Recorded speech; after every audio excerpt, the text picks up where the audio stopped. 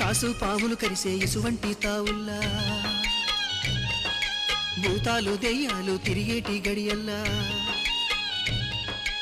ఎండిన సెట్టుకు రాలిన కొలే ఒక్కదానివి నువ్వు రావులమ్మో రావులమ్మా ఎక్కెక్కి ఏడ్సేవు ఎందుకమ్మో ఎందుకమ్మా